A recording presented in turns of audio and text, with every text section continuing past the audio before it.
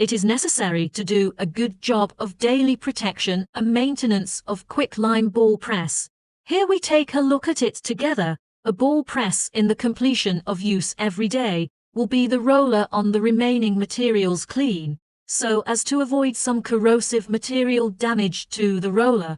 As a wearing part, the roller of the second line ball press should be punctual to check whether the roller is worn and whether the roller is aligned. If the roller is found to be worn or uneven, timely replacement and repair. 3. Be punctual to check the lubricating oil of the transmission device of the quicklime ball press. If the lubricating oil is not found, it should be made up in time. If too much dust is found, it should be sorted out in time. 4. Time check the line of the ball press to ensure production.